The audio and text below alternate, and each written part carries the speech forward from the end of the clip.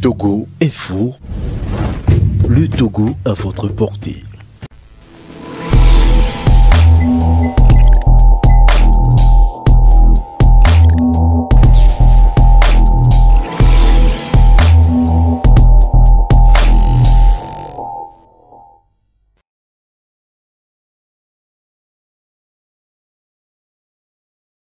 Amis fidèles téléspectateurs de Delta Santé, bonjour. C'est encore un plaisir pour nous de vous avoir à l'heure de votre émission préférée Hexagramme. Et comme le disons toujours, Hexagramme est cette tribune dédiée au maître Komla Gaston Nyanyasinia, tribune dans laquelle il est question de parler de tout ce qui a trait à la spiritualité et particulièrement du développement durable. Maître, bonjour. Bonjour. Comment vous allez? Ça va bien. Ça va très bien. Oui. Voilà. Il était question pour nous de parler la semaine passée de la protection. Nous allons continuer ce soir avec le même sujet.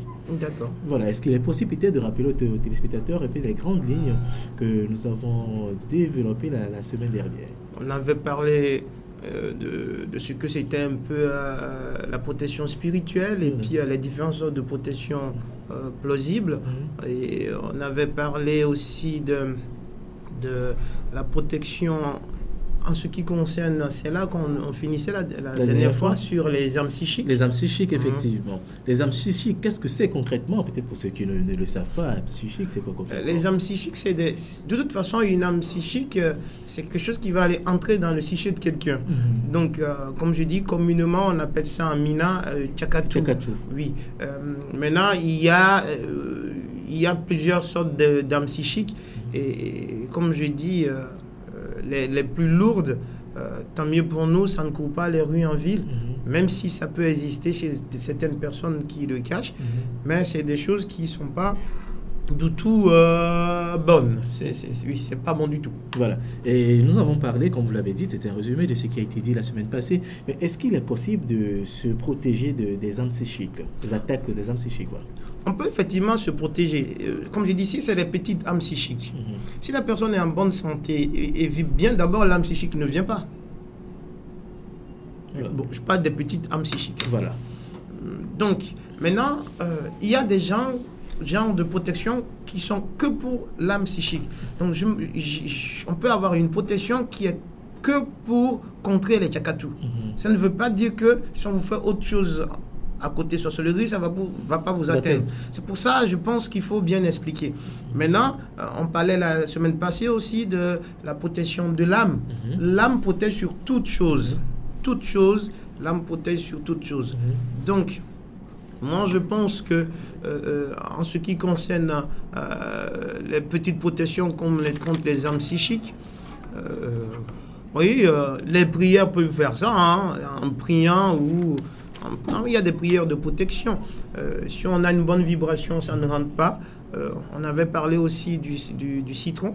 Le citron peut aider, mais bon, il y a des secrets à utiliser avec le citron pour avoir une bonne protection contre les armes psychiques. Voilà. Et normalement, si on a un citron sur soi, bien travaillé, je dis pas si on travaille le citron. Voilà. Il y a la possibilité de travailler le citron. Oui, c'est des mantras, c'est des mantras, c'est des secrets. Et si vous allez, comme parfois les histoires de âme psychique, là, c'est dans les funérailles ou dans les... qu'on balance ça, n'est-ce pas? Si c'est une petite âme, vous allez voir qu'après le citron va être tacheté. Voilà. Vous lavez, vous finissez votre... le funérail, vous rentrez à la maison, vous enlevez le citron de votre poche, il est tacheté de petits points noirs. On vous a balancé quelque chose, mais le citron a pris. Mais il faut charger un peu quand même le citron aussi avec les secrets. Maintenant, si on parle et ces armes psychiques, parfois, il faut que la personne puisse vous voir. C'est quand la personne vous voit, donc vous êtes dans son viseur, donc vous êtes devant lui, ou il vous voit de loin. Sinon, il y a des armes psychiques. Si la personne ne peut pas vous voir, il ne peut pas vous toucher. Elle ne peut pas vous toucher. Elle ne peut pas. Il y a c'est les petits là, elle ne peut pas. Elle peut pas. Tant mieux. C'est ça qui court les rues. Voilà. Donc, si on ne nous voit pas, on ne va pas nous tirer dessus, n'est-ce pas? Maintenant, il y a des âmes psychiques qui sont loin. Là, franchement, qu'on vous voit ou qu'on ne vous voit pas, ça peut vous atteindre.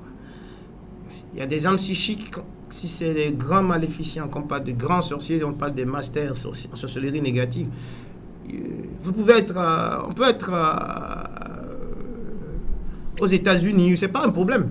Ils vous balancent ça parce qu'ils passent par le plan astral, là où il n'y a pas de temps, où il n'y a pas d'espace. Si on va encore plus haut, ça, c'est pas bon. Continuons les questions. Pourquoi c'est pas bon? Parce que c'est vraiment mauvais. C'est vraiment mauvais parce que... Et quand les gens disent ça n'existe pas, tant mieux pour eux qui n'ont pas quelqu'un qui les en veut, qui sait faire ça. Et tant mieux pour nous que ça ne court pas les villes.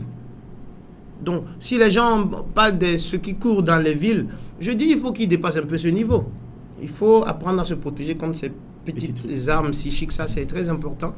Et je ne sais pas si je peux le dire, mais il y a parfois quand on fait le tchakatou, il y a des tchakatou effectivement que on dit parfois qu'il y a des gens, quand ils ont eu tchakatou, on les a enlevés. Les clous. Les clous et tout dans les trucs. Dans... Franchement, parfois c'est de la supercherie. Ah ouais. Maintenant, c'est que la personne a été attaquée vraiment.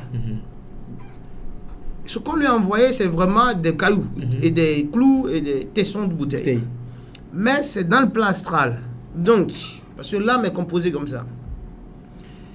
Ça pique la personne qui est touchée. Mais comme les gens aiment voir avant de croire, c'est l'une des choses. Peut-être la personne qui traite va vraiment traiter le truc par un produit, mais a besoin de montrer pour que l'autre croit. Donc, il ne sait pas comment ils font, mais... Ils font apparaître ça. Oui, certaines personnes, oui. Mais c'est vrai que c'est rare, mais on peut vraiment enlever ça franchement sans supercherie. Mais ce qui court beaucoup là... Donc c'est pour ça qu'on est là pour élever le niveau. Que les gens qui vont, ils n'ont qu'à prendre le produit sans qu'on vous enlève les tessons.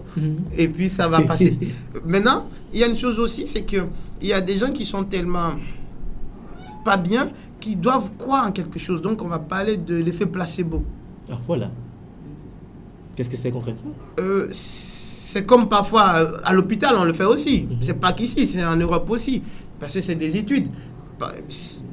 On vous donne un produit, il n'y a rien dedans, et puis on va voir si vous allez guérir. Ok. Donc, il n'y a pas de principe actif dedans, c'est rien. Mais si vous guérissez, ça veut dire que c'est l'effet placebo qui a travaillé.